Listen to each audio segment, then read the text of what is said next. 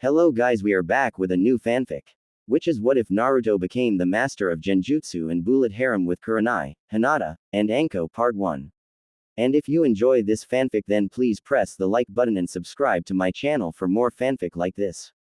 And now let's start the fanfic.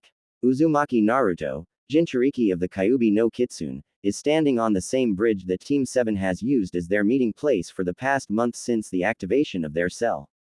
Naruto is the shortest of the people standing there, standing only at 4 feet 9 inches with blonde hair and bright blue eyes filled with mirth, happiness, and a hint of mischievousness.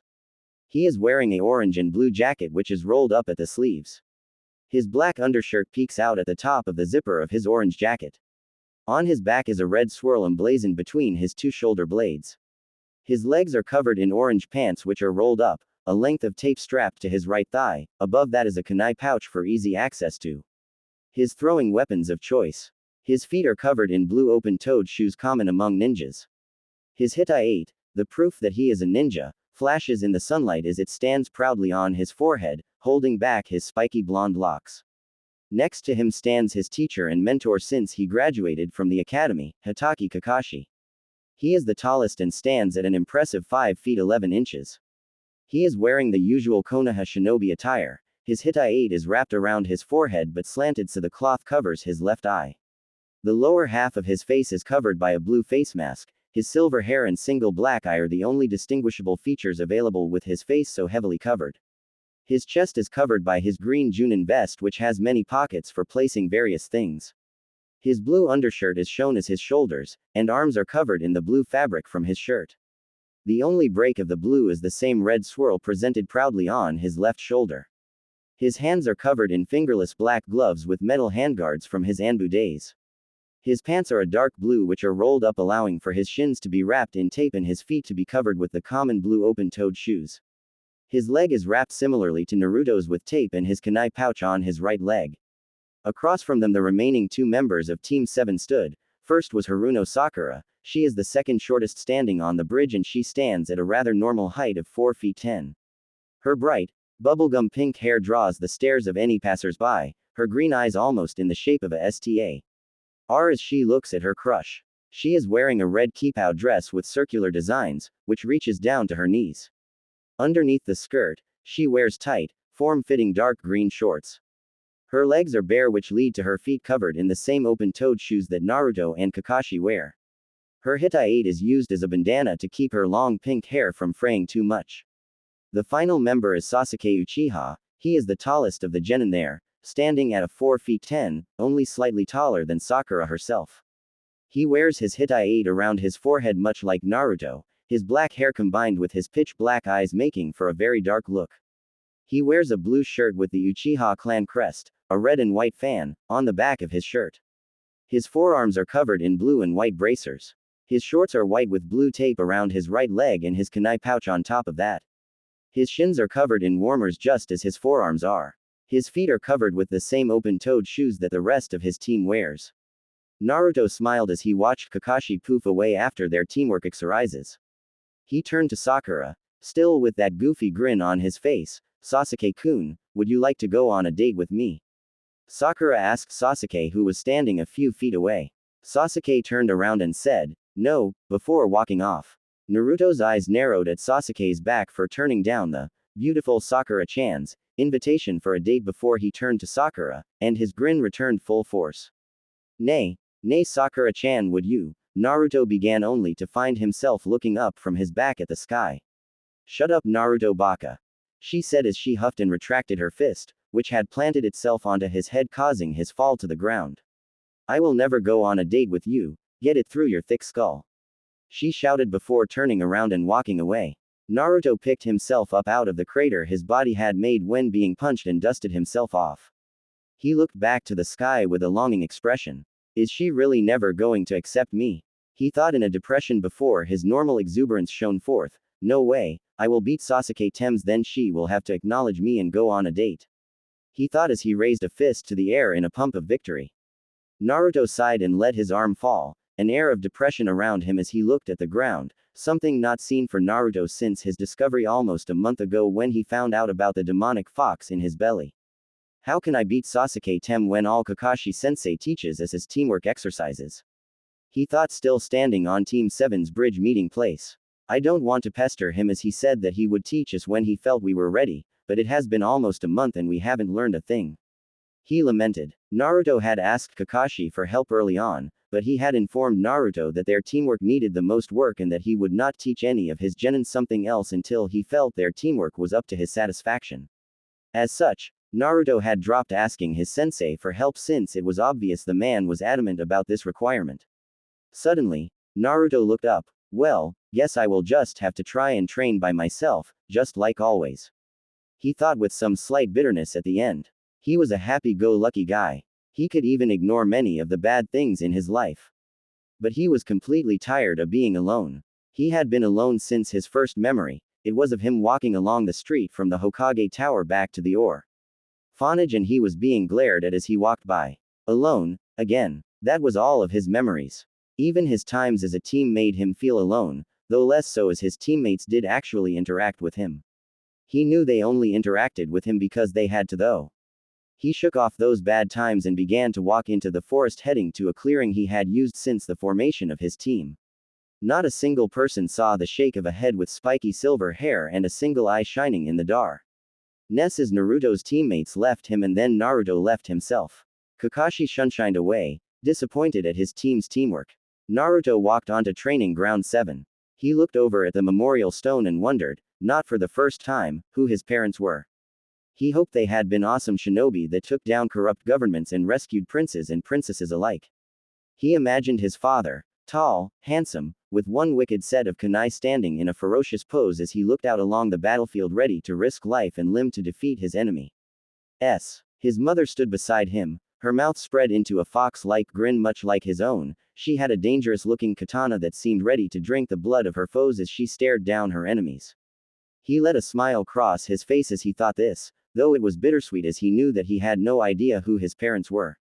He shook the bright image out of his head before extending his senses a bit, as he didn't want anyone to find his new practice clearing. His previous clearing had been disturbed after his last training session there after he had graduated. As such, he searched for and found a new training clearing for his awesome new techniques that he would create and learn as a ninja.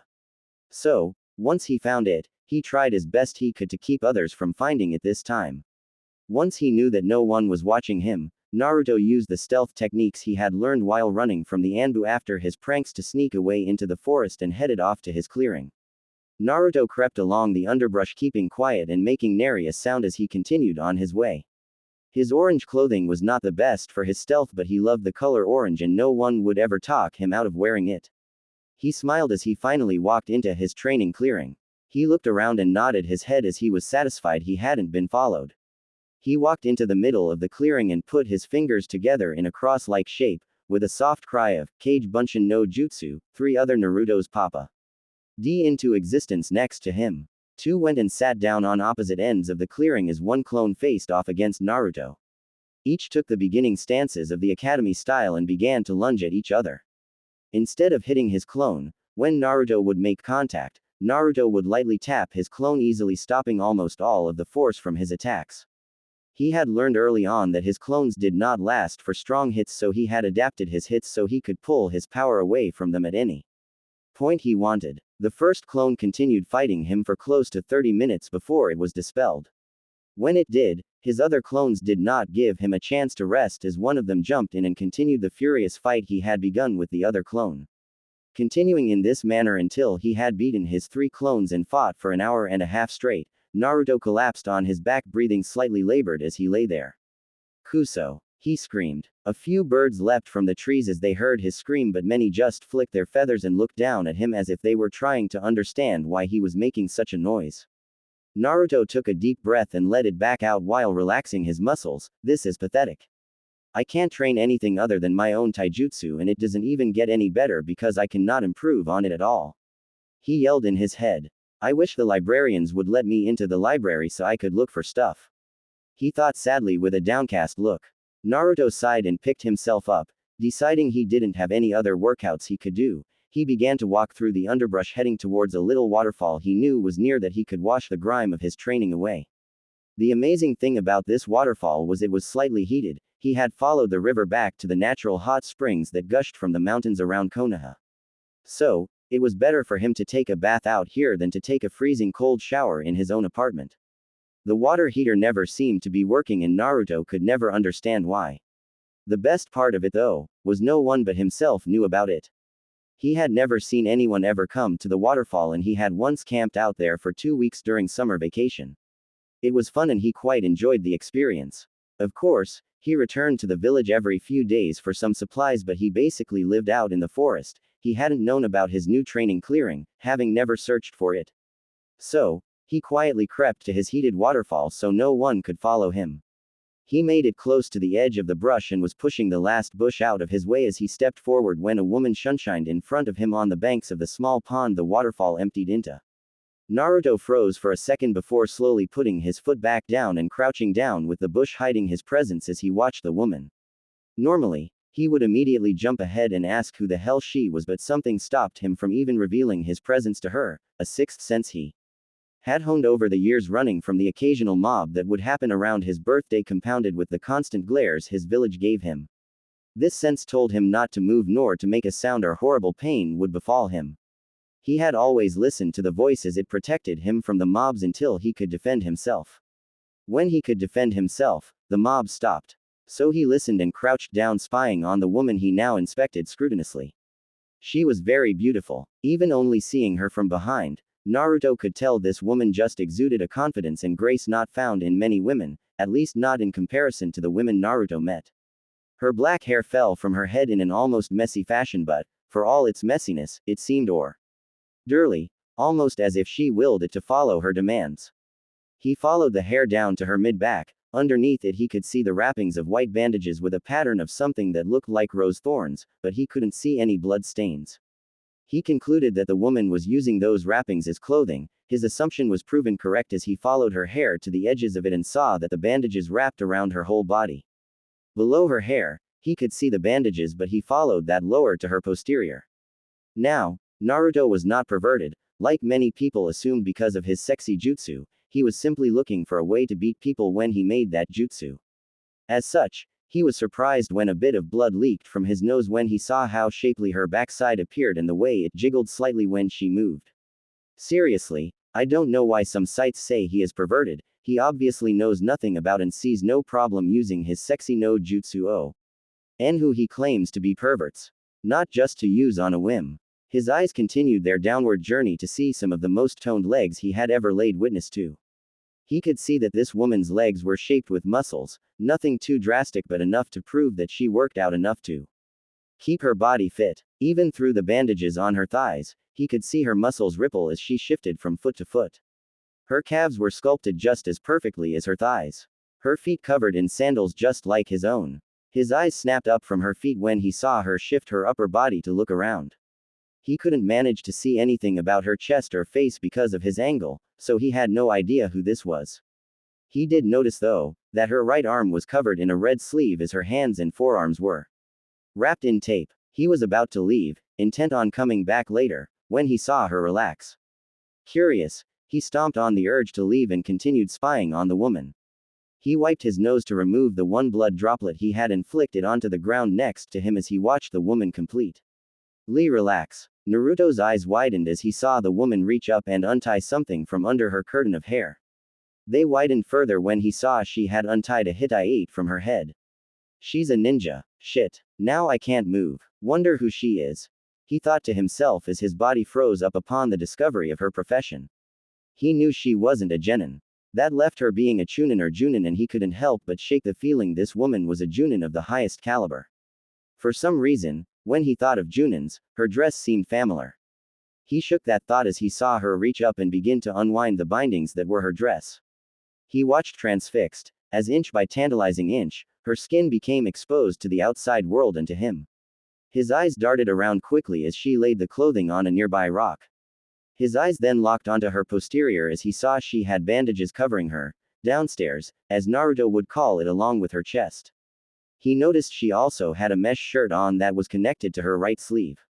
She reached down and pulled her mesh shirt off along with her sleeve, leaving her back completely bare besides her bindings, and Naruto saw her muscles ripple as she did so. It was very obvious she trained extensively to keep her torso well muscled but not overly so. Naruto's heartbeat increased and his lower head started to swell slightly. Naruto was confused at this reaction. He had never experienced this before. He looked down, tearing his eyes away from the woman in front of him for a moment to see his member poking at the fabric of his boxers and creating a slight bulge down there. He shook his head and turned his attention back to the woman, deciding he could figure that out later. When he managed to look back at the woman, he saw her slowly unwrapping her chest bindings. His heartbeat seemed like a drum in the silence of the forest, but he could only see her arms as she slowly unwrapped herself. She draped the bindings on top of her dress and reached down. Naruto, guessing what was going to happen, yelled at himself to move, but his body stood, transfixed as he watched this woman start to reveal her creamy skin to the world. He watched as, wrap after wrap, uncoiled itself from her skin. When she had finished, Naruto was presented with a scene many men would die for, a shapely posterior completely bare and staring right at him as she bent over to pick up Hit. His brain was almost fried as his better than normal eyesight seemed to hone in on something he had only seen in pictures on the adult magazine rack. He saw a small slit, pink in color. It had no hair around it, just her perfect creamy skin.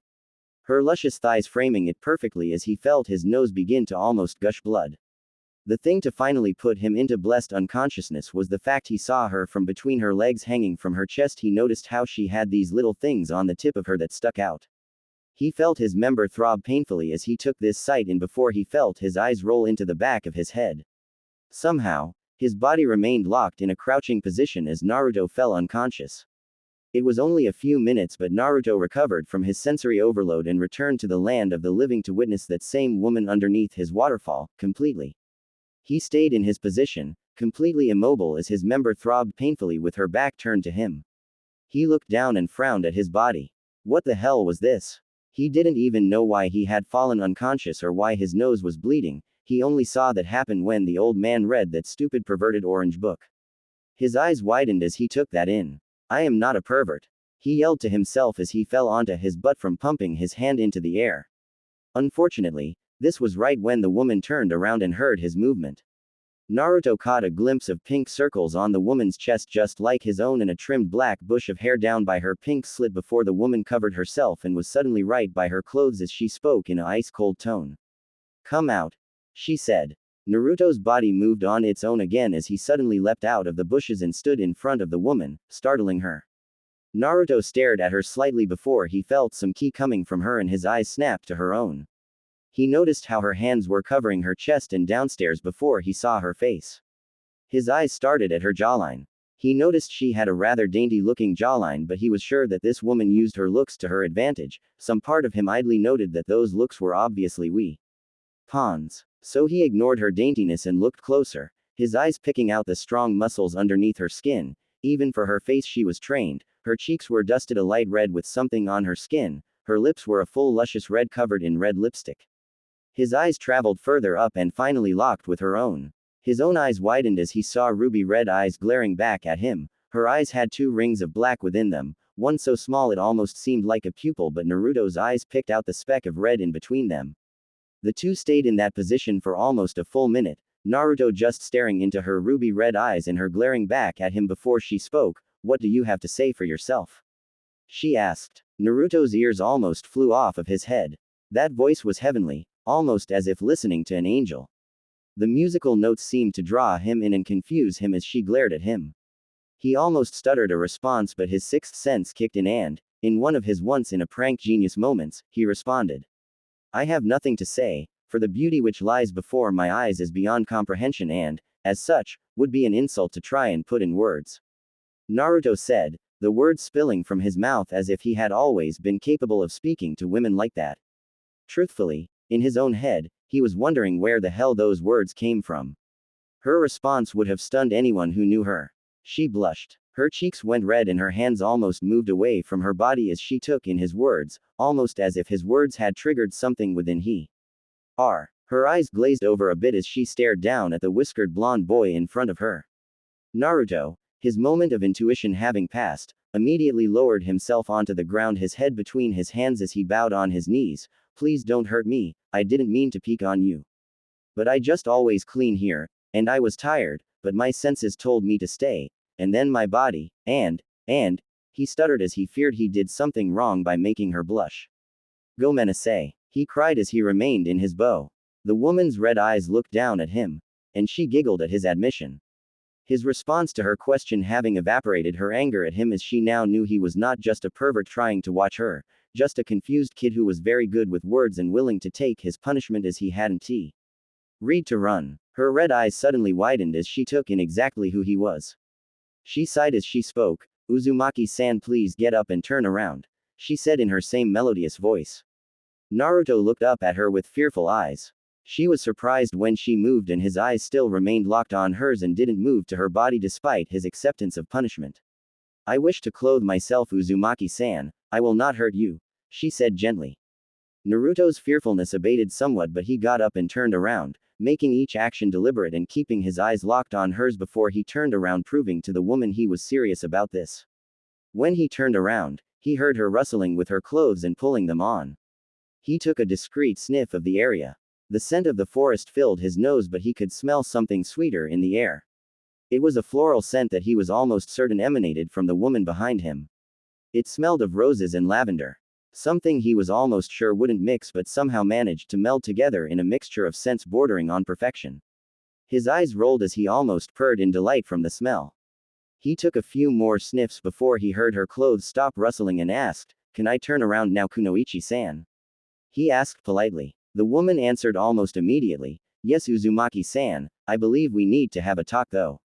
Naruto shivered, but he turned around to see the woman with a fiery gaze, though it didn't seem she had any intention on hurting him, just talking. Naruto walked over to a softer part of the ground and sat on the ground. He looked up at the woman and spoke. All right, but who are you? And how did you find this place? I thought I was the only one who knew about this place, he said. His fear of the woman had him acting a bit calmer than normal. Though he knew she didn't mean him any harm physically, he shuddered as he thought of what women did to perverts, Sakura being the prime example. The woman looked down at him before moving closer to him a bit and sitting down so the two of them were facing each other. She looked him straight in the eyes. I guess it isn't surprising you don't remember me, but you have met me before, she said. Naruto's eyes squinted before he pointed a finger at her like he was accusing her of something. You're Hinata's dog boys, and Shino's sensei, he exclaimed, his normal exuberance showing through. The now revealed sensei of Team 8 smiled slightly. Glad to see I made an impression, she said. My name is Yuahi Kurenai. I know about this place because I stumbled across it a few days ago and I like to take showers away from the village. I have problems with my own shower, she said with a bit of a dark tone in her voice. Although Naruto did not know it, she was the suspect of many men trying to peek on her just as any of the prominent kunoichi were. Unfortunately, many of the men in Konoha seemed to be perverts, so it was hard to feel safe while in such a vulnerable position as bathing. Naruto nodded, surprising her. I know. Her eyes widened. My shower is always cold, he exclaimed as if that was her problem too. This place is perfect for taking a shower though, he said. Kurenai chuckled slightly. That it is, hence the reason why I am here, she said with mirth in her voice, though that brings me to what you were doing, Uzumaki-san, she said with complete seriousness in her voice. Naruto's eyes lowered. What you did was wrong, and she started only for Naruto to cut her off. I know, Kurenai-sensei, I just couldn't stop myself. You are very beautiful and I had never seen something like that. I am very sorry and I will never do it again. Please just don't tell anyone about this, he said in a pleading voice. Kurenai's blush came back as his words struck her. She cursed herself in her head as she prided herself on hiding her emotions. Luckily, Naruto was quite dense and currently trying to get out of a punishment. She looked down at him with a scrutinous eye. Look at me, Uzumaki-san, she said. Naruto's blue eyes raised and locked with Kurenai's. Do you admit you peeked on me? She asked. Naruto nodded. Do you know that it is a crime to peek on people while they are taking baths? She asked. Naruto nodded again. You understand that I could take you to the Hokage and have you thrown in jail for this, correct? She asked. Again. Naruto nodded. Kurenai sighed and ran a hand through her hair. Very well, since you obviously weren't trying to peek on me deliberately, She shot a glare at him which had him smiling sheepishly. And you did not try to deny what you did but instead accepted your responsibility to the consequences of your actions. I will not report this to the Hokage, she said, drawing a relieved sigh from Naruto. Honestly, she never would have reported him. She would never admit it, but the fact he had managed to hide from her senses and stay hidden until she was already washing herself required some serious stealth skills. Aside from that, the fact he had seen her was not something she wanted common knowledge. So, she scared him into silence while simultaneously gaining something to blackmail him with if she ever needed to. She grinned evilly, on one condition, she said as she figured something she wanted to do for the blonde-haired boy in front of her. He had complimented her in ways no one ever had before and she was feeling quite connected to him as his burden must not be easy. Naruto's eyes snapped to her. What? He asked, his eyes squinting. He would normally have run away as soon as she conceded not turning him in, but his curiosity of her actions, i.e. not acting like Sakura, confused and intrigued him at the same time. You let me take you to go get some better clothes, she said as she eyed his orange monstrosity. How in the hell did I not see him with that on? She screamed in her head. What? He exclaimed, my clothes are perfect, what's wrong with them? He asked. He loved the color orange and it was a miracle the store had these orange jumpsuits on sale when he went to buy his clothing. He loved this thing. It had many extra pockets and it was extra durable, plus he had many different Z's all for the low price of half of anything else he tried.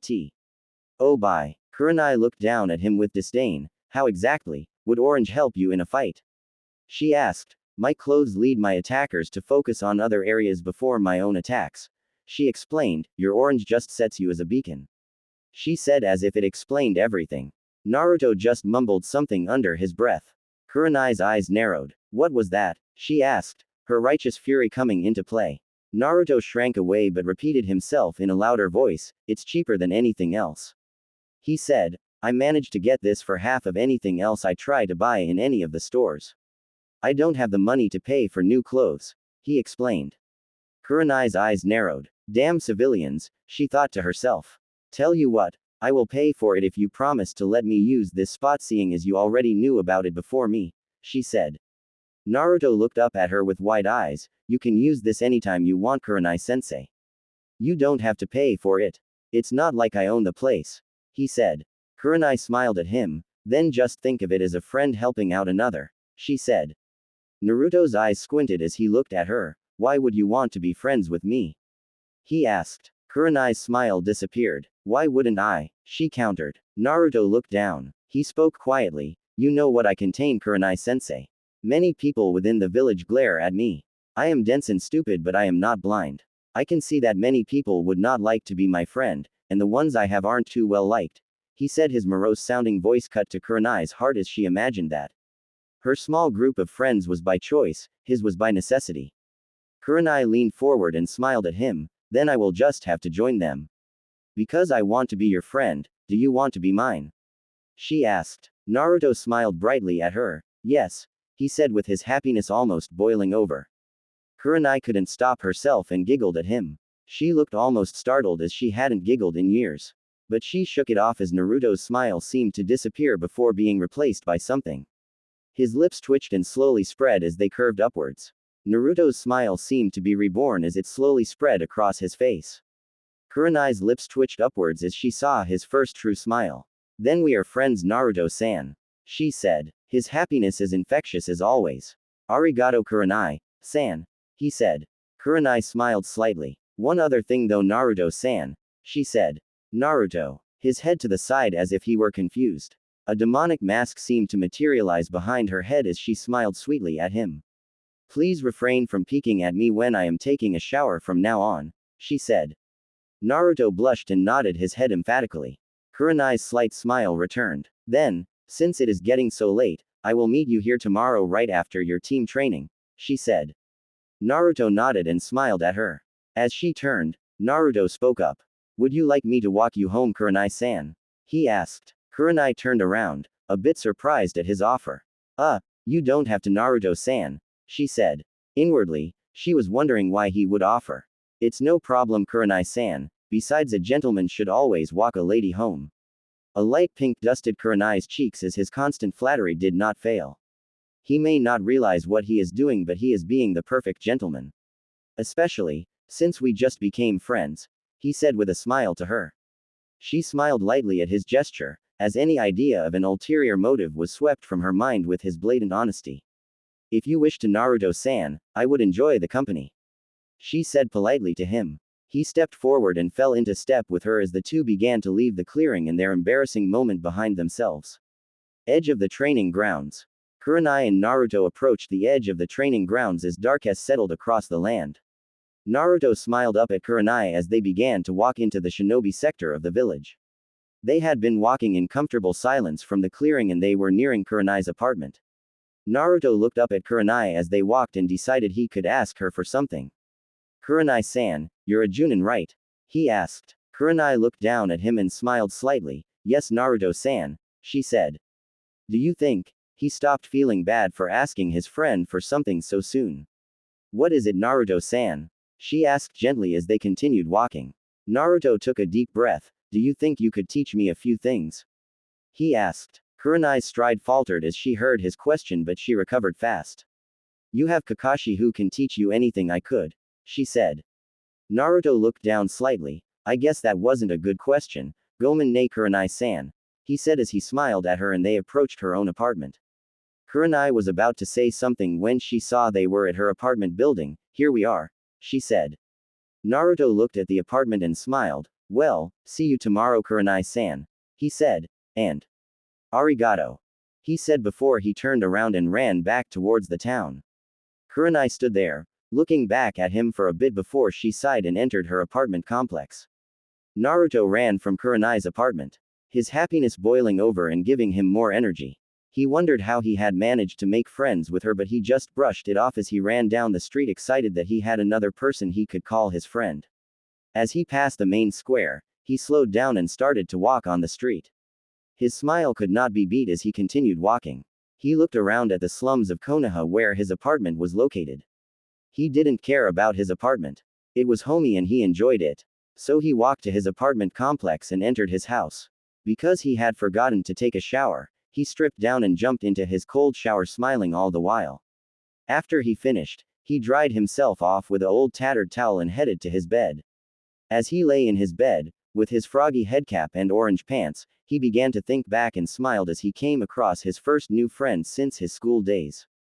During the school year, Iruka-sensei had helped him near the end of the year, but that was it. He had his team, but they weren't friends so much as acquaintances. He counted Iruka as a close acquaintance, but since he had waited so long to help him, after letting Mizuki sabotage him for 5 months, Iruka had quickly lost friendship status. Finally, he thought about his Jiji, the Hokage. He frowned as he thought of him. He had trusted him explicitly and had followed his instructions to the letter. But all it had brought him was pain to this point. He had told him he never did anything against the villagers and that all they needed was time before they would stop trying to hurt him. He said he didn't know why the villagers were attacking him. But he knew all along. He knew why the matrons at the orphanage would not take good care of him. He knew why the mobs would amass on his birthday to find him. He knew why he was hated and he never told him. Naruto rolled over to his side and let a choked sob be ripped from his throat as he acknowledged that his Jiji lied to him. He never let his Jiji know he didn't trust him anymore, but he didn't. If he lied about something so big, what else might he be hiding from him? Might he know who his parents were? Might he have known he would have never graduated if he hadn't stolen the forbidden scroll because he had ABNO RMAL amounts of chakra? Unfortunately, because of his Jiji's actions, he no longer trusted the most stable part of his life up to this point. But, as he let the one tear fall from his eye, Naruto's frown turned into a bright smile as he thought of Kurenai. She was someone he felt he could trust even with their limited time together. She hadn't ratted him out like others would have. She actually asked for his friendship. He smiled brightly as he allowed himself to drift off into sleep. Naruto groaned as he woke to the blaring of his alarm clock. He turned over and blocked his eyes from the harsh glaring of the sun's rays as they peeked through the tattered curtains on his windows. His other hand searched for his alarm clock by feeling alone as he attempted to stop the infernal rack. It was bringing. He groaned again as his hand finally found it. He brought it down in an arc, smashing his hand onto the off button and stopping the blaring of the alarm.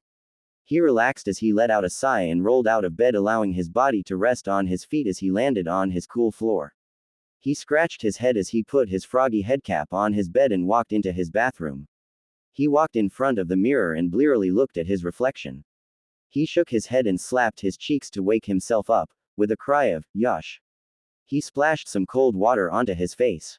He grabbed the same tattered towel as last night and dried his face as he grabbed his toothbrush and began to brush his teeth.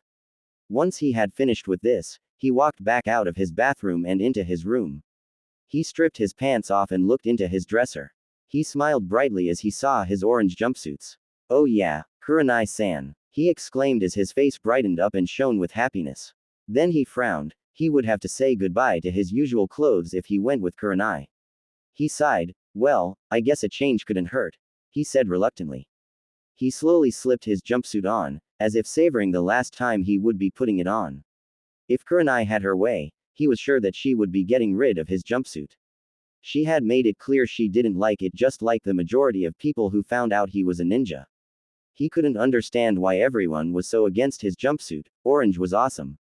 He only had 2 pairs, but he loved them dearly as they kept him quite comfortable and hid his less than desirable la body. He sighed as he remembered this. He hoped Kurenai wasn't going to leave him because he could see his bones. That was part of the reason for the jumpsuit. He couldn't get real food, so he was malnourished. Not that he understood that, he just knew that he had to skip a meal here or there because he couldn't afford it. Sometimes he would go a few days without it before he got his weekly pay from the Hokage Tower. Now the odd thing about this was, he had weapon money set aside that he had not touched since he started to put some aside each time he would get his weekly amount. He knew he would need to buy some more weapons for when he made genin, so he still had that money set aside because he refused to dip into it even when he was hungry. He had not spent it yet, as Kakashi had scared him into thinking he wouldn't make genin, and, upon seeing the horrors of D-rank missions, he didn't want to spend the money he had set aside. Which reminded him that it was today that he got paid his weekly allowance. He thought it odd. Now that he was a ninja he shouldn't get an allowance, but once he saw how little the D-rank missions paid, he was glad he still had it. Naruto smiled as he pulled on his pants and leaned under his bed. He pulled a loose floorboard up and reached into it. He withdrew his trusty Gamma-chan, which was bursting with bills from what he had saved, and frowned at the small amount he had. "Damn, only 160,000 ryu," he said as he looked at it. "I get like 10,000 ryu every week. I was hoping to save some more," he said. Note: that's about $1,600 he saved. He gets 100 a week. He sighed and simply put Gamma-chan into his inner jacket pocket and replaced his floorboard. With this done, he walked into his kitchen and began to make himself breakfast. After throwing away his rotten milk, he realized he didn't really have anything to eat other than some dry cereal. "Well, I guess I will just have to suffer through training until we get our paychecks and I get my allowance," he said with a dry chuckle as he put his cereal back into his pantry and finished getting ready. He grabbed his kunai pouch and strapped it to his leg as he walked to his doorway. He slipped his shoes on and walked out of his apartment. Naruto walked down the stairs of his apartment with a small smile on his face as he contemplated yesterday's events. "I can't believe I got a friend like her," he thought to himself. "She is smart, pretty, and must be pretty strong to be a sensei. I am so glad she is my friend. Plus, she doesn't glare at me for the damn fox," he stated in his head as his smile grew marginally. He reached the bottom of his stairs and set off to the bridge to wait the customary 3 hours for his eternally late sensei. As he walked, he greeted a few of the people in the red light district. He had been living here for years now and knew most of what went on down here. He knew that there were places where men, married or not, could have a good time at. There were places for people to get drunk. Personally, he wanted to try that as it seemed rather fun for some people. Though he didn't like the morning after stuff he witnessed, he was still curious about it. There were a few places down here that he didn't go to since people had warned him off of it. He generally avoided those places as it spooked him whenever he saw someplace like that. Not scared, just spooked, he assured himself. He saw that he was reaching the town square and began to get more glares as he walked further and further into the bustling center of the city. His smile seemed to be a bit forced to any who might know the blonde, but none of these people spared him a second glare as they went about their business. He tried to ignore them all, but it was hard as it happened every day. Ever since he had found out about the Kyuubi, he caught more of the glares now. For some reason, he was no longer oblivious to their blind hate. He knew why they glared now, not that it made bearing the burden any easier. He still had yet to confront his Gigi about why he had never told him about the Kyuubi himself. He supposed it didn't matter since he doubted his Gigi would answer him truthfully. It was getting harder and harder to call the old man his Gigi ever since that night. He sighed again. All this brooding wasn't like him. He put a bigger smile on his face and started to wave at the people he passed by on his way to the bridge. All he got in return were glares, but he continued anyways, just taking it all in stride as he walked. His eyes never wavered from the mirth and mischief that were reflected in them. He never saw the Anbu on the roof shunshun away after seeing his small bout of brooding. Naruto finally made it to the bridge and noticed his two teammates already sitting there waiting for him and their sensei. He walked up to them and greeted them. "Good morning, Sakura-chan, Tem." He shouted. Sakura turned to him and screeched, "Shut up, Naruto baka. Stop being so loud." Naruto's eyes narrowed at her. Despite his crush, he could only take so much abuse. Not even Sasuke saw Naruto's eyes narrowing as Sasuke responded, "HN." Quote. Naruto sat on the bridge and began the waiting game for his sensei. But he thought of something not even a moment later. He reached into his pocket and pulled out a leaf that had somehow managed to get put in his jumpsuit. He looked at it quizzically until an idea popped into his head. "I have large chakra reserves according to Kakashi-sensei. If I manage to continue trying to increase my control, won't that make my jutsu even better?" He questioned himself. Upon deciding that he was right, he put the leaf on his forehead and began trying to make it stick to him. Sakura and Sasuke simply sat there. Sakura staring at Sasuke with stars in her eyes as Sasuke tried to ignore his team. Eventually, Sakura stopped staring at Sasuke long enough to notice what Naruto was doing. "What are you doing?" she asked as if he were stupid. Naruto's concentration was broken and his leaf fell from his forehead as he looked at Sakura. "Chakra control," he said simply. Then he grabbed the leaf and began to try to place it back on his forehead. "I know that, Naruto. I meant, why are you doing it?" she asked. Naruto looked at her, surprised. "To increase my control, Sakura-chan," he said, still oblivious as to what she was trying to say. He put the leaf back on his head and began to let it stick to him. He smiled as he released it from his hands and it stayed floating on his head. Sakura scoffed and turned away from him, watching Sasuke again with stars in her eyes as she ignored Naruto. Naruto sat there concentrating on his chakra and succeeding in keeping the leaf on him. For close to an hour, Naruto managed to suppress his normal impatience and kept his technique going. But once that time was up, he could not contain himself anymore. He began to think of ways to increase his training as he realized that, if he let his mind wander, his chakra control exercise became harder. He thought up many different things, but the easiest would be seeing if he could push the leaf back and forth across his body using only his chakra. Deciding he could try that first, he attempted to channel chakra directly below the leaf and slowly tried to turn off the chakra that was holding leaf to him, so the leaf would float down and attach to the new place he had chakra channeling. Unfortunately, once he let go of the leaf, it flew off and landed across the bridge. He sighed as he stood up and walked over to the leaf. He grabbed it and walked back to his original position before sitting back down and staring at the leaf, trying to figure out how to do this.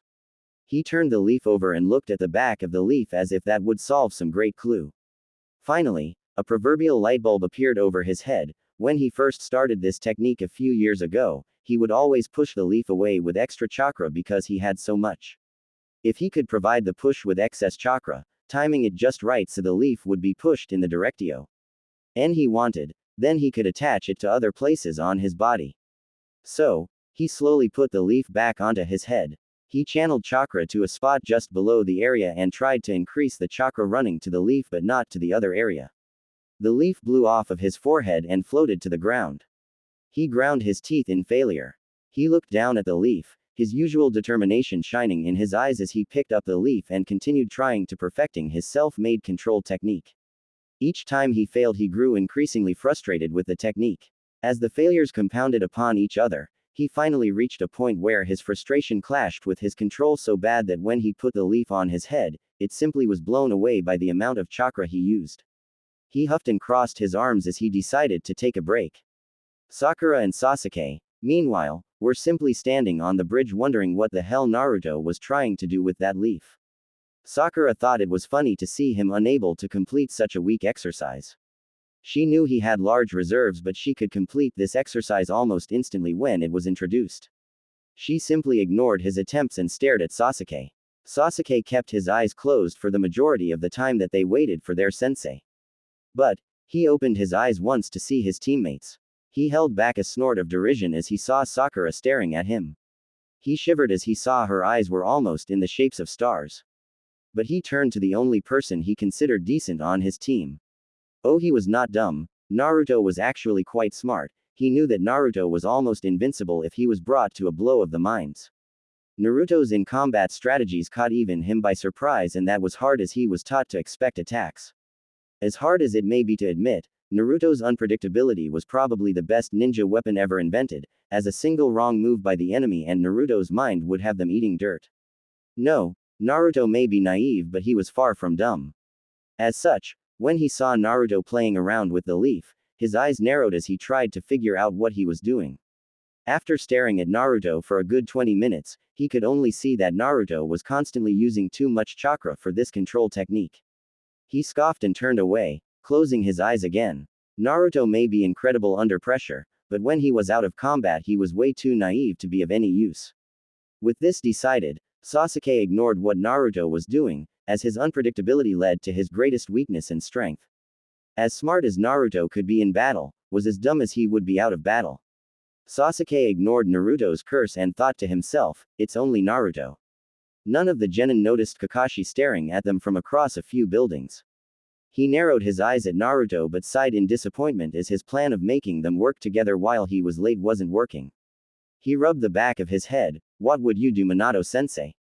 He asked his sensei as he looked at the man's head on the mountain. Receiving no answer, he sighed before shining onto the bridge and greeting his team. Yo, he said as he appeared next to a frustrated-looking Naruto. You're late. A screech came from Sakura. Kakashi cast a quick glance at Naruto, worried that something might be annoying him beyond the TRA. Eining since he hadn't bothered to yell at him as usual, but when he saw him staring intently at a leaf he shrugged it off. When Naruto was focused on something it was almost impossible to dissuade him from it. Well, you see, there was this old lady that needed, Kakashi began. Save it. Are we going on a mission today or not? Sasuke said as he glared at his eternally tardy sensei. Kakashi smiled from under his face mask. Well, since my cute little genin saw fit to annoy me, I think we can skip a miss. Ion today and simply do teamwork exercises to make up for it. Meet me at the training grounds in 5 minutes, he said before poofing away. Sasuke and Sakura looked torn between being happy that they didn't have to do a D-rank mission, and sad that it was teamwork exercises again. Naruto simply looked up as Kakashi poofed away and almost started to panic. What happened? Where'd Kakashi-sensei go? He asked. Sakura sighed as she said, Naruto baka, weren't you listening? Her voice finally reaching a screech, he said to meet him at the training grounds. Quote. Naruto looked at her and smiled, thanks Sakura-chan. He said before turning around and heading to the training grounds as Sasuke had already taken the lead. Sakura simply sighed before following her teammates. Naruto lowered his head as he walked in between his two teammates. He saw how they interacted with the public. Sakura was greeted by a few people and she responded kindly as they walked to their training. She seemed to know a few of the important civilian shops and businesses that they came across on their short little trek. Sasuke was almost being bowed to as the trio walked by. He was his usual stuck-up self, but Naruto could now pick out the subtle nuances that showed Sasuke liked the attention he was given by the civilians. Being the poster child for pain must have been great. Naruto's hands balled into fists as he saw the glares that his presence brought. He was starting to grow tired of the blatant hatred that people seemed to associate with him. He couldn't even walk down the street without being glared at by one person. He sighed and placed a huge smile on his face as the trio continued their journey. He waved and smiled at people who did nothing more than glare back at him. His eyes held mirth and happiness to many, but to one who cared to look close enough, they held a loneliness so profound it would bring others to their knees even as he walked along in the presence of his own two teammates. Naruto and his team walked into their training grounds to see their sensei sitting on the same log he had tied Naruto to in their bell test. They each walked closer and Naruto smiled at his sensei as he shouted, "Good morning Kakashi-sensei." Quote. Kakashi chuckled as he returned the smile with his own and said, "Ohio Naruto." Naruto's eyes squinted as his smile widened. "So, are we going to learn some jutsu finally?"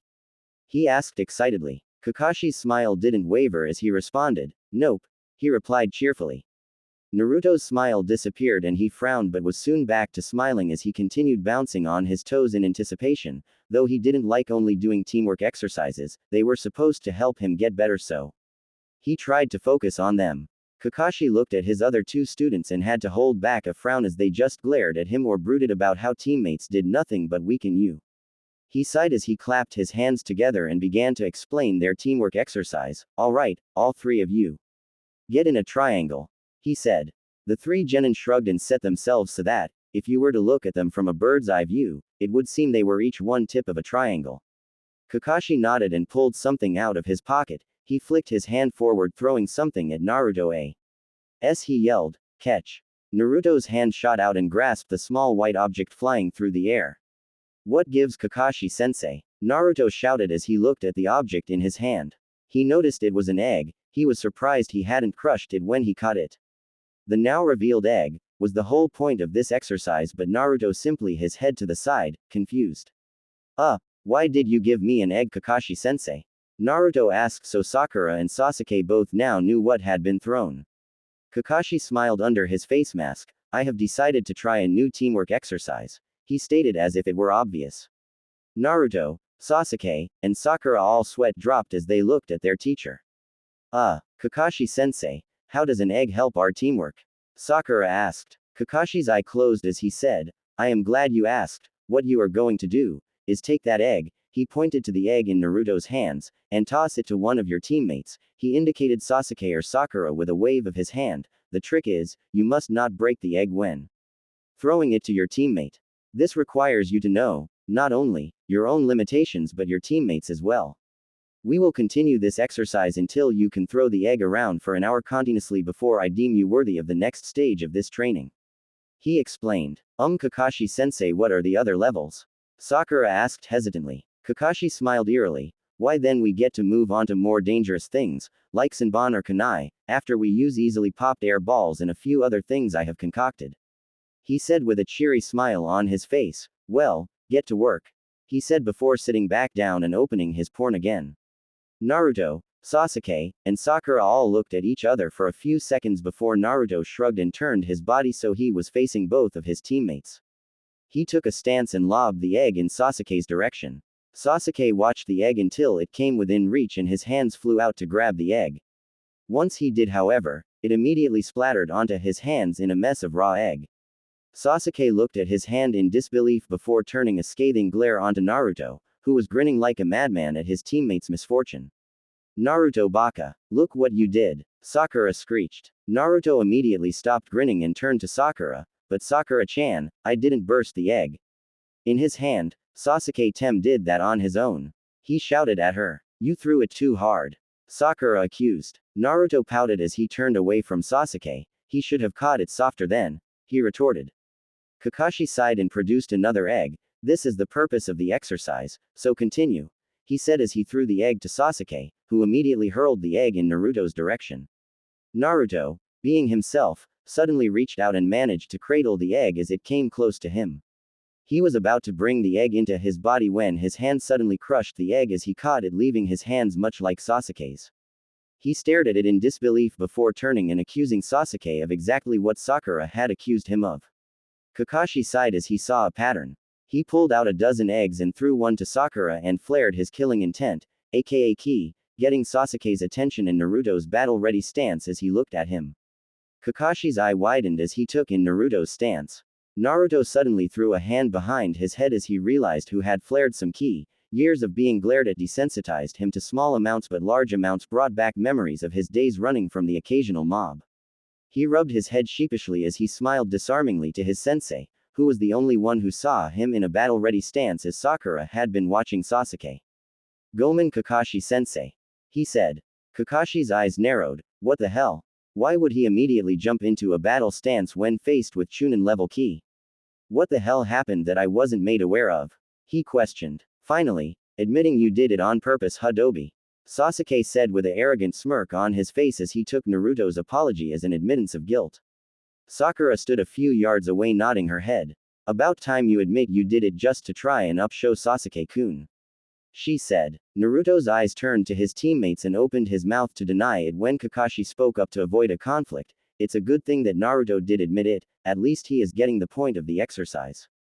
That he is supposed to start measuring his own strength and observing your own so as to accurately be able to fight at your side.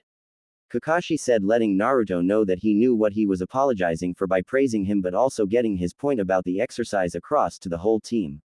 Sasuke said as he turned around believing he was superior and didn't need teammates. Sakura looked down about being put down but she knew Kakashi was right. Okay, let's continue, your turn Sakura, toss the egg to one of your teammates. Kakashi said as he smiled under his face mask at his team. This continued for the better part of the day until Kakashi decided it was the normal time for them to end their training. As Naruto threw the final egg at Sakura, Kakashi watched as it landed in Sakura's hands and waited for it to burst. When it didn't, he smiled as he said, "Good job, Naruto, Sakura, you managed to keep it from busting. I think that is enough for today."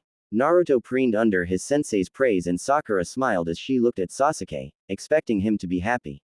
She was unprepared when Sasuke's usual dour expression seemed to sour even more as he took in Kakashi's words.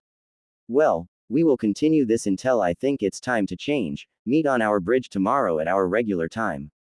"Ya ne," he said as he poofed inwardly away laughing at how much his genin stunk. Naruto smiled brightly as he heard Kakashi praise him. He looked over at Sakura and Sasuke, and was about to ask if the two wanted to accompany him for some ramen, but then he suddenly looked down at his clothes. Anai, he thought then. Without a second look, he bounded out of the training grounds to take a quick cold shower before he met up with her. He didn't want to stink for when he went out with his first friend. Sasuke was slightly surprised when he saw Naruto suddenly dash away, but his thoughts were interrupted when Sakura came up to him and he mentally scoffed. "Sasuke-kun would," she started. "No," he stated and turned around, following Naruto's path back to the city. Sakura looked down. She was a bit depressed that Sasuke would never go on a date with her. She turned and opened her mouth to speak. "No Naru," she said before she noticed she was standing alone in the training grounds with no Naruto standing there to ask her on a date, too. She finished as her mouth snapped shut. Good thing he finally decided that he would stop asking me on a date, she thought. Finally, we have Sasuke-kun all to ourselves. Shanaru. Inner Sakura said. Sakura nodded and began to walk to her home. She clenched her hand over her heart for a second before pawing off the phantom pain that had stopped her heart as she thought of Naruto again and headed home. Naruto bounded across the rooftops heading to his apartment. The smile on his face was an unusual sight. Many times when the Anbu would see Naruto jumping around like that, it was because he had managed to accomplish a prank. But this smile was different, it shone in the light as a picture of his happiness instead of his mischief. Many of the Anbu smiled under their masks, they didn't hate the kid. His pranks livened up their lives and kept their usual bleak and dull day fun and entertaining. As much as they may not like it when they were the objective of the pranks, they could respect his skill in stealth and the ingenuity it took for him to accomplish them. As a whole, the Anbu were particularly fond of the blonde Jinchuriki, not that Naruto knew that. Naruto paid no heed to the Anbu he spotted and ran into his apartment. He stripped down as fast as possible and jumped into his shower with freezing cold water. He quickly rubbed himself down with soap and scrubbed his hands furiously to get the raw egg off of them. Once he had finished, Naruto jumped out of the shower and pulled the other orange jumpsuit he had out of his drawer and put it on. After that, he grabbed his kunai pouch and strapped it on before running to his door, slipping his shoes on, and rushing back out to meet with his friend. Naruto came to a stop in Training Ground 7. He looked over at the memorial stone, giving a respectful bow of his head, he began extending his senses trying to see if anyone was following. He stood there for close to 2 minutes making sure that he didn't have anyone there. As impatient as he was, he didn't want anyone else finding his little sanctuary. Once he was satisfied he didn't have anyone watching him, he glanced around before creeping into the underbrush and setting off for the waterfall where he was supposed to meet Kurenai. It took him a little while, but after managing to sneak into the woods he crept around to make sure no one could see him before stepping up his pace and running through the underbrush.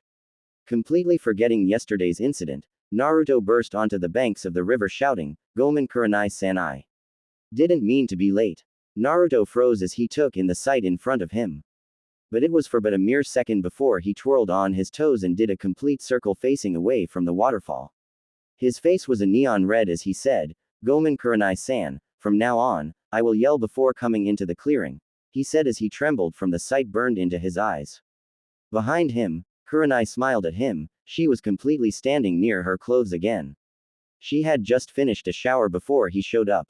She had frozen when he suddenly burst into the clearing, but when he didn't stare at her and instead turned back around, she was proud of him. She knew many men would just stare and then apologize, especially with her as their object of affections. Instead, he immediately turned around and didn't even try to take a second look. She chuckled as she took in his trembling form. She grabbed her dressings and dressed before walking up behind him and laying a hand on his shoulder. She turned him around and gave him a small smile. "Thank you for not staring, Naruto-san, and I don't think you need to yell, simply try to announce your presence before coming in here and I will do the same," she said. Naruto smiled up at her hesitantly. "You're not mad?" he asked. Kurenai shook her head. "I may not like it, but you proved that it was an accident by turning around immediately. I appreciate that more than you know, Naruto-san," she said, still with a small smile. For a second, she wondered who might have taught him how to be such a gentleman. But she brushed it off. "Now I believe it is time to go get you some clothes," she said. Naruto looked down but turned back to her with Gama-chan in his hands. Kurenai-san, I know this isn't much, but this should help cover some of the costs," he said as he offered her the overflowing wallet. Kurenai's eyes widened in shock at his wallet. What the hell? With the amount sitting in there, he should have no trouble buying new clothes. Why did he say that the only thing he could afford was that hideous jumpsuit? She thought to herself. Then her eyes narrowed. "Naruto-san, how much did you pay for those jumpsuits?" she asked. Naruto smiled brightly. "About this much for one of them," he responded. "It was such a lucky deal, even one shirt cost like 3 times this much. But with this, I got a full set of clothes for less than one article," he said with a huge smile. Kurenai frowned. I can't believe that they would try to price gouge him so badly. "Well, that stops now, I am introducing him to Takeshi's shop," she thought. She hadn't want to take him to the highest shop in town, but she was sure Takeshi wouldn't see him badly. Naruto shrunk back from Kurenai as ki started coming off her in waves. He knew she was angry, but he didn't know why. He simply looked at her with some trepidation as he pulled Gama-chan back to his chest. He worried that he might have offended her with offering to pay after she had said she would, but he couldn't let her pay for all of his stuff. He took a few steps back and was about to speak when Kurenai suddenly looked down at him. He froze at the cold fury shining within her ruby-red eyes. He felt his heart skip a beat as he stared into her almost murderous gaze. His eyes finally showing the fear he had from what she was doing as he began to back up slowly. Suddenly, the ki abated and her ruby-red eyes shone with a compassion he had never seen except in his Gigi's eyes. She reached out tentatively, making her actions deliberate as she held her hand out to him and said, "Gomen Naruto-san, I didn't mean to be so angry, but you shouldn't have been paying so much for your clothes." Naruto's eyes widened. "I see you know why, so I want to introduce you to a shop that won't try to overcharge you. With the money you have there," she pointed to his Gama-chan, "you should be able to buy almost 8 different sets of clothes," she said. Naruto looked down, sad that he had been spending his money so horribly. But he looked back up with determination in his eyes as he nodded and smiled at Kurenai, who smiled back at him. "Arigato Kurenai-san," he said. Kurenai merely waved him off. "It's what friends are for, aren't they, Naruto-san?" she said as she smiled at him. Naruto smiled happily before suddenly jumping at her and wrapping his hands around her stomach. He rubbed his head of shiny blonde locks into her as his eyes leaked tears. "Arigato, arigato," he continued repeating as he hugged her tight. Kurenai herself blushed as he rubbed his head into her. She was about to knock him away when she noticed what it was he was doing. She smiled sadly down at him and wrapped her own arms around his shoulders as she allowed him to hug her despite his position. I hope Anko isn't anywhere around, she would get such a kick out of this, she thought to herself. Naruto suddenly jumped away and blushed furiously as he looked at her. Gomen Kurenai-san, I lost control of myself again, he said. Kurenai giggled, and again had to slap herself inside her head as she looked at him. He looked so contrite that it was funny. "It's okay, Naruto-san. Let's go get you some clothes, nay?" she said. Naruto nodded happily. He turned to leave. Naruto-san, what say we travel by Shunshin?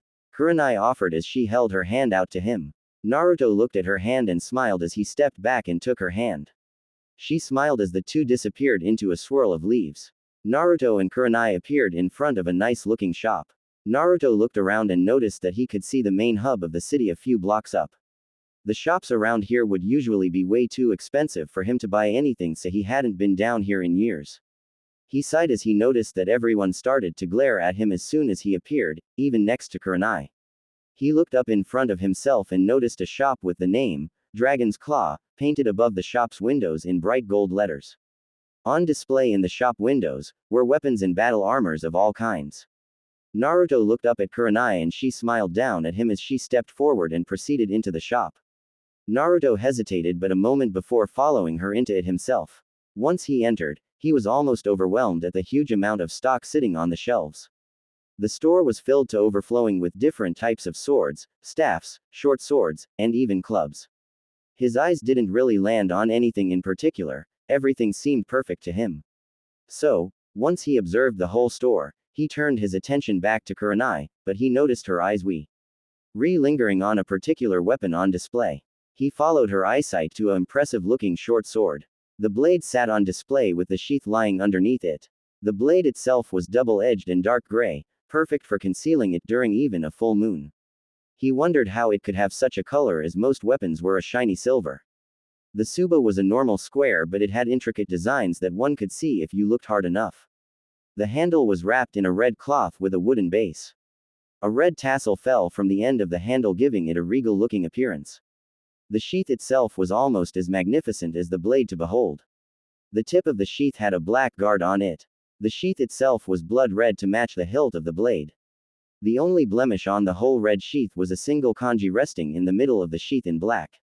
Naruto's eyes honed in on the kanji and he spoke softly, "Silencer." That was the name of the blade. He followed the sheath up to where the sword was to be put and noticed that the edge of the sheath was black just as the guard was. The thing Naruto noticed though, was the hilt and sheath were the same color red as Kurenai's eyes. All in all, an assassin's weapon. He and Kurenai were brought out of their observation of the weapon as a tall man with bulging muscles walked out of the room in the back of the store and his voice boomed out from where he stood. "Ah. Kurenai-chan, what brings you here today?" he asked as he smiled at Kurenai. Kurenai smiled back at him. "Takeshi-san.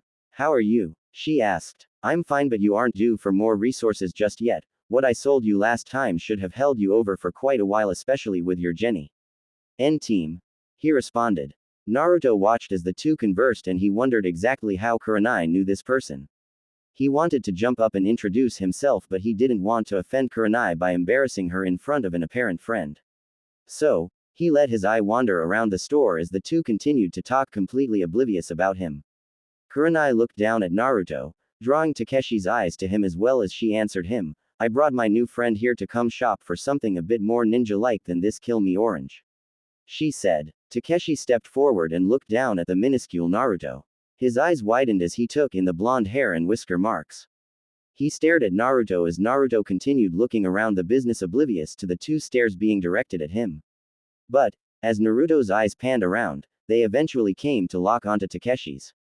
The blonde took a slight step back from the huge man. However, right after that, Naruto began to stare at the huge man, matching the intensity of Takeshi's stare. Kurenai watched with a small breath as the stare-down continued.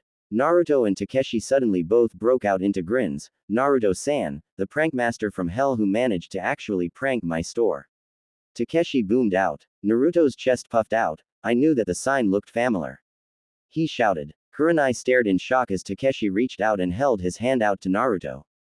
Naruto's minuscule hand was completely engulfed in the bare of a man's hand, but the two shook hands, which only further increased Kurenai's shock as Takeshi had never shaken another person's hand other than one person. "Good job, my young friend. I must say I was impressed with your ability.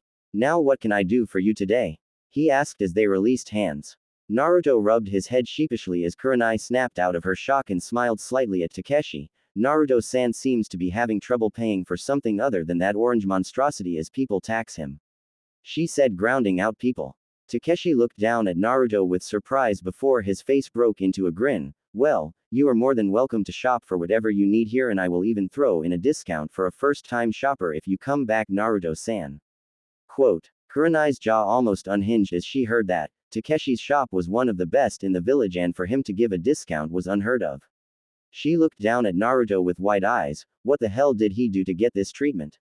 She wondered only to remember Takeshi was known as one of the fairest people around, and he probably knew of Naruto but couldn't help him until now.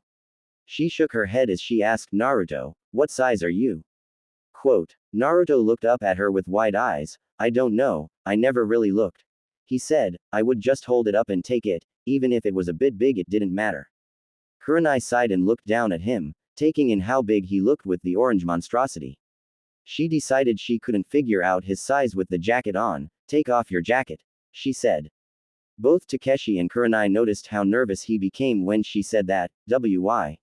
He asked, stuttering as his body froze almost as if he was going to bolt out of the store. Takeshi, upon seeing his reaction, moved to the front door and turned his sign to close before turning around. Take it off, Naruto-san, he said as he looked at him from in front of the door. Naruto looked down and his body shivered slightly. Kurenai was about to speak when he reached up and began to unzip his jacket. Both Kurenai and Takeshi had to raise an eyebrow as they saw he had a mesh shirt underneath his jacket. His chest was slightly muscled, you could see there was a small amount of muscle underneath the tanned skin, but there wasn't much fat, as would be expected by a child. That was where the normalcy ended. As Naruto's ribcage became visible, a key washed over the store as Takeshi's hands trembled, but Kurenai's eyes seemed almost aflame as she looked at his ribs, standing out as his skin clung to his frame. Naruto flinched slightly at the key but continued, showing how his stomach was sunken in, looking almost like there was nothing there. Takeshi could swear he almost saw his spine. Naruto finally pulled his jacket off and put it on the ground.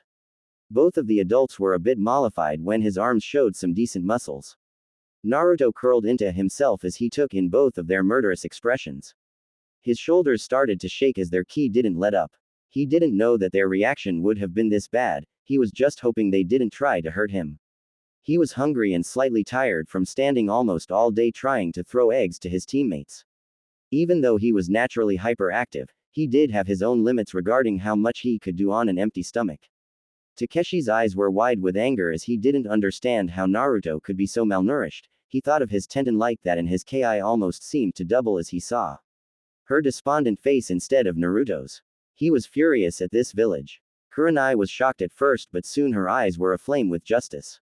She was going to help him eat properly. No one deserved to be starving, especially not a ninja. Besides, if he couldn't eat healthy, then he was almost finished as a ninja already. Her ki was barely being restrained as she felt Takeshi's wash over his shop. She managed to restrain herself as she didn't want to scare Naruto too badly. However, she finally noticed how he was shaking. She turned to Takeshi and made a motion to Naruto, telling him to cut his ki. Once he did, she stepped closer to Naruto. She went to put her hand on him, but he flinched away and looked at her with fearful eyes again. Her heart broke as a face of pain and loneliness was present on such a young person. I know my body isn't the best looking, but please still be my friend, he said in a quiet, almost breaking tone. He stared into Kurenai's ruby orbs, his face reflecting all of the times he had felt alone. He felt Takeshi's gaze on him, but he only had eyes for the raven-haired goddess in front of him, his first friend, even if it was for only a day. He didn't know what he would do if another person betrayed him like his Gigi had. He watched apprehensively as she bent down to his level.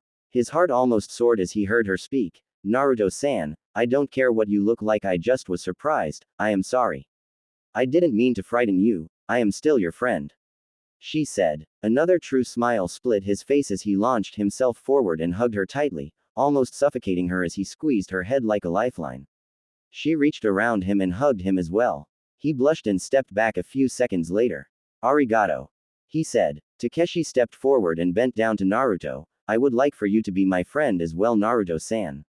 You have endured something no child should. As much as I wish to call you a child, I cannot.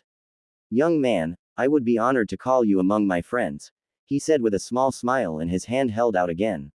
Naruto's smile almost blinded the two adults as he reached forward and grasped Takeshi's hand with all his might and shook it. Arigato, Takeshi-san, he said. What do you eat, Naruto-san? Kurenai asked as he released Takeshi's hand. Naruto looked up at Kurenai and grinned slightly. Anything I can afford, usually ramen from Ichiraku Ramen as they are the only ones I can pay for.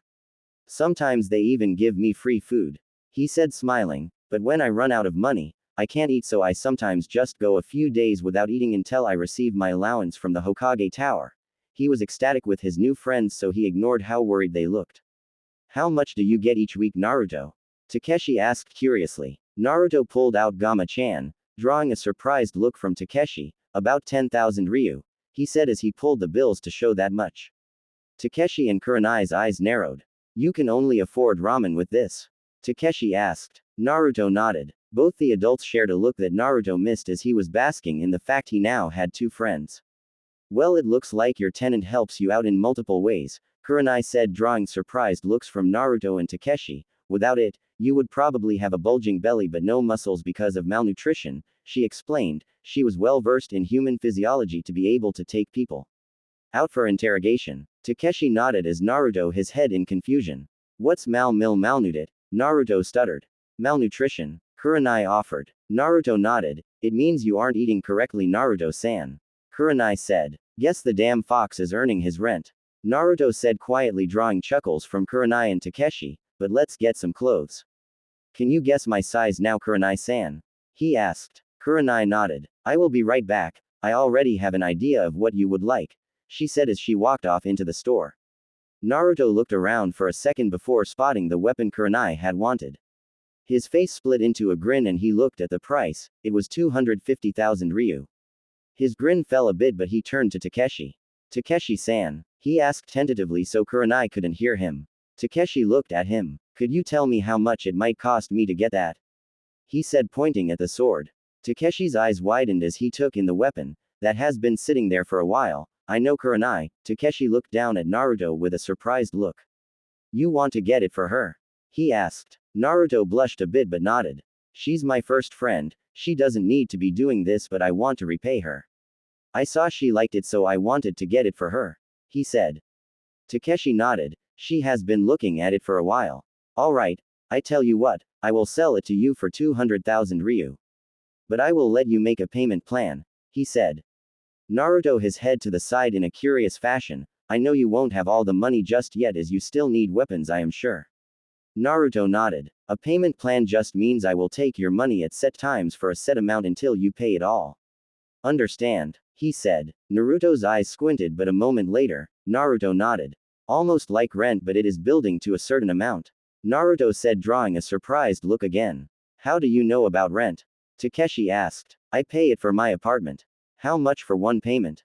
Naruto answered as Kurenai came back with some dark gray items in her hands.